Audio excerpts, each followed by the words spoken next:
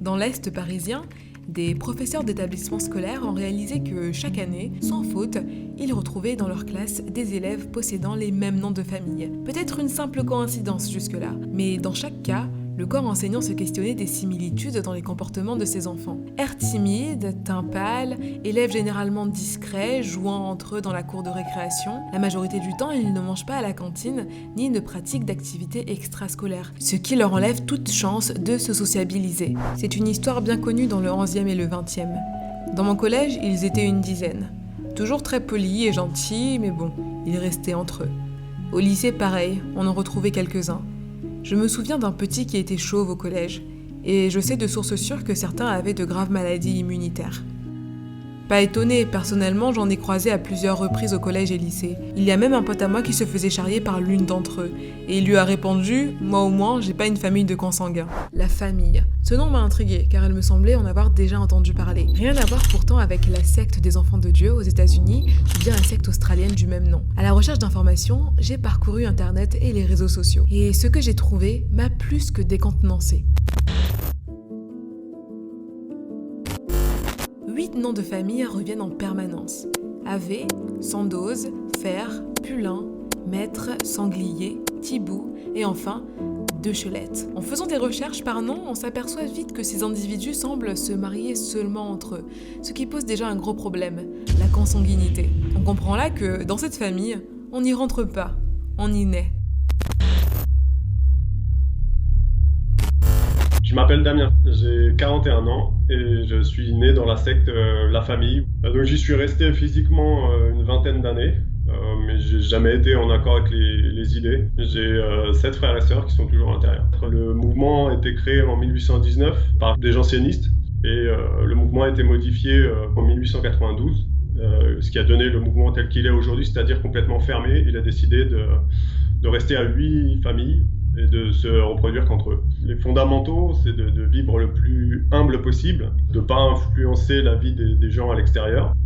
Donc c'est un repli total sur soi-même. J'avais toujours 5-6 cousins dans l'école ou dans les classes. Alors on n'avait pas le droit d'inviter les enfants de l'extérieur, on n'avait pas le droit d'aller chez eux, on n'avait pas le droit de participer aux classes vertes. Par rapport à l'organisation du mouvement, je pense que c'est propice aux abus sexuels. Tout ce qui se passe dans la famille se règle dans la famille, et la justice de Dieu est plus forte que la justice des hommes, quoi. Selon moi, c'est assez particulier que les services sociaux s'inquiètent pas trop, parce que d'un autre côté, vous avez des enfants qui sont éduqués, nourris, qui sont du coup conditionnés à pas faire de bruit, à être silencieux, à être sages. Les règles spécifiques aux femmes, c'est plutôt des images archaïques. Ne pas porter de pantalon, ne pas avoir les cheveux courts. Alors du coup, quand je suis parti, moi j'ai essayé de me débrouiller tout seul en me disant est-ce que ça se voit que je viens d'ailleurs, est-ce que je fais bien les choses. J'avais pas les codes en fait.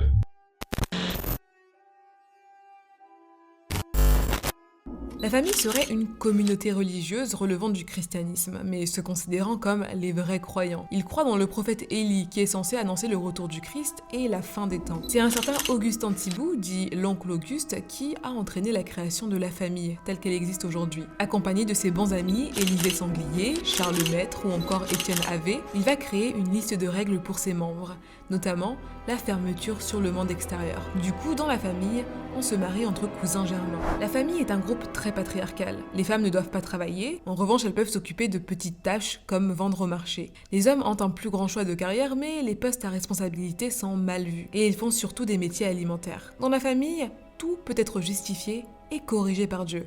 Et même les problèmes de santé liés à la consanguinité. Les perspectives d'avenir sont très limitées, surtout pour les filles. Les enfants de la communauté arrêtent généralement l'école à 16 ans. À partir de là, ils se marient très rapidement. La contraception étant interdite dans la famille, le rôle des filles est principalement d'enfanter.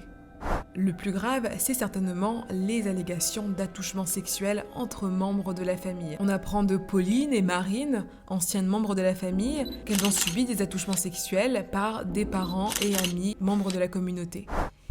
C'est notamment le groupe Facebook créé par des dissidents à la famille qui a attiré l'attention des journalistes. C'est là que de nombreux anciens membres ayant quitté les leurs s'expriment plus ou moins librement à ce sujet. J'ai été particulièrement touchée par ce post du créateur du groupe qui sonne comme un appel à l'aide. Dans la secte La Famille, l'intérêt du groupe, de la communauté prime sur celui de l'individu. L'endoctrinement des enfants commence par l'obligation de fréquenter en exclusivité les gens de la secte. Des liens exclusifs sont donc tissés avec la secte, que ce soit socialement, amicalement, familialement, amoureusement. Dire qu'on a le choix plus tard de quitter la secte est une hypocrisie, car l'être s'est construit autour de ces personnes sans connaître autre chose. De plus, une compétition au mariage se fait très jeune, de peur de rester sur la touche, car les places sont chères. On se marie plus parce que c'est le moment pour faire comme tout le monde que par amour. Tout ce qui est bien, c'est grâce à la famille. Et tout ce qui est mal, c'est l'individu. On a tous remarqué aussi que les yeux des enfants de la secte sont moins pétillants que les autres enfants. En d'autres termes, ils sont moins épanouis et n'ont pas les mêmes chances dans la vie que les autres. Et bien plus, histoire de viol, attouchement tue, des vies gâchées. Malgré plusieurs emails et messages privés, aucun membre ou ancien membre de la famille n'a souhaité donner suite à nos demandes d'interview.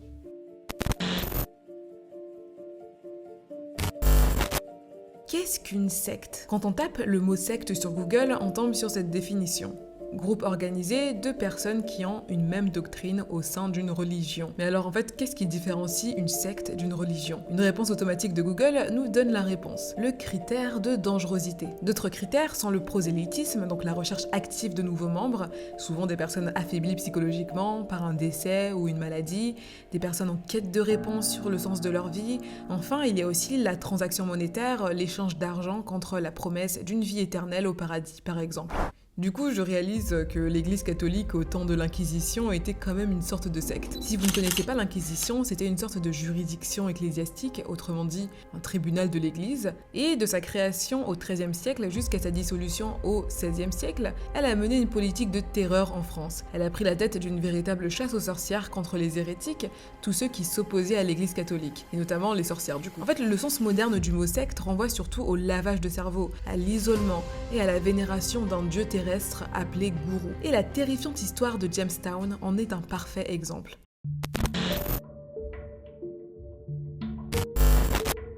Jim Jones naît au cœur d'un cercle familial plutôt bancal. Sa mère, Lunetta Putnam, est une femme plutôt excentrique qui s'invente des origines de la haute société, et son père, James Jones, est laissé invalide après une attaque au gaz moutarde pendant la guerre. Du coup, l'enfant doit s'élever seul. Il est souvent aperçu parcourant les rues de la ville, jouant avec les chiens errants, et de temps à autre, il réussit à s'attirer les faveurs des femmes du voisinage qui lui offrent un petit goûter. Il s'attache très vite à l'une d'entre elles, Myrtle Kennedy, qui va commencer à lui raconter des histoires tirées de la Bible, histoires qu'il trouve fascinantes. Et du coup, il commence à prêcher auprès de ses rares amis et des enfants du quartier. Et à l'adolescence, il ne cesse pas de prêcher. Il se rendait dans des églises où il exposait ses idées, affirmant être le Karl Marx des temps modernes. Jim Jones m'a toujours fait très bonne impression. Je l'ai toujours trouvé très beau. Quand je le regardais, j'étais fascinée.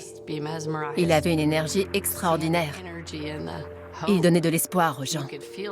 En 1953 qu'il fonde son église, la communauté des ailes de la délivrance qui n'avait rien d'une secte à l'époque. C'était un petit rassemblement d'adeptes qui étaient fascinés par l'aura de Jim. Dans les années 60, il part en pèlerinage, traversant les États-Unis pour partager ses idées et accumulant ainsi un grand nombre de fidèles. Au début des années 1970, le Temple du Peuple compte plusieurs milliers d'adeptes. La plupart sont originaires de San Francisco et Los Angeles. Quand je suis entrée dans l'église, j'ai tout de suite vu une communauté interraciale. Les gens ne se contentaient pas de s'asseoir les uns à côté des autres. Ils formaient une vraie famille. En fait, Jim a pour ambition de créer une ville, un lieu où tous ses adeptes pourraient vivre heureux, et il sait qu'il ne pourra pas le faire aux États-Unis. Il décide donc de quitter la Californie et de poser ses valises au Venezuela, plus précisément à Guyana. La communauté questionne, intrigue. Quant à Jim, il vit dans une paranoïa constante parce qu'il a des problèmes avec le fisc, la justice. C'est un peu n'importe quoi. Sa paranoïa s'étend aussi à sa communauté. Comme par peur de l'abandon, il punit sévèrement tous ceux qui tenteraient de partir. Et il justifie cela par sa crainte du monde extérieur. En 1978, la secte compte 900 adeptes. Et ils travaillent tous pour Jim Jones. Ils maintiennent le camp établi à Guyana. À l'automne 1978, Leo Ryan, un membre du Congrès, est envoyé à Johnstown pour ouvrir une enquête sur le Temple du Peuple. Certains témoins affirment que des membres du Temple sont retenus à Johnstown contre leur gré. Le 17 novembre, Ryan prend l'avion avec une équipe de journalistes et atterrit dans un petit aéroport près de Johnstown.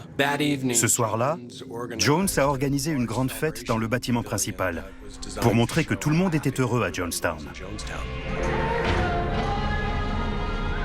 Cependant, derrière toute cette mise en scène se cache une toute autre réalité. Les détenus de Johnstown sont manipulés, soumis à des sévices corporels. Ils sont levés aux aurores pour écouter leur gourou parler dans un micro. Ils venaient nous réveiller en criant « Il est 6 heures ». Il fallait qu'on se lève tout de suite pour aller prendre le petit déjeuner. On nous servait un bol de riz et de lait. Il y avait toujours des insectes dedans. Ensuite, on allait à l'école de 8h à midi. Et après, on allait travailler au champ tout l'après-midi. Ils sont forcés à travailler 7 jours sur 7, qu'il pleuve, qu'il vente ou qu'il neige. Une fois le tour du camp fait, le journaliste et son équipe se dirigent vers l'avion qui les a emmenés jusque-là. Malheureusement, juste avant d'embarquer, ils sont abattus par des hommes armés, des adeptes envoyés par Jim Jones qui avaient trop peur que les images recueillies soient diffusées. J'ai entendu les coups de feu. Les balles volaient dans tous les sens. Et j'étais en panique. À ce moment-là, la paranoïa du gourou était croissante, si bien qu'il ne voyait qu'une seule issue, le suicide de la totalité des personnes présentes sur le camp. Alors un jour, il rassembla tous les adeptes et ordonna, par un enregistrement audio diffusé par des haut-parleurs, que chacun boive le mélange de jus de fruits et de cyanure préparé par ses soins.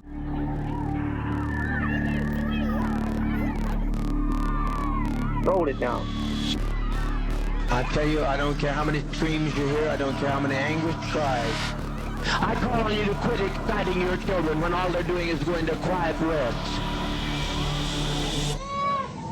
Oh God.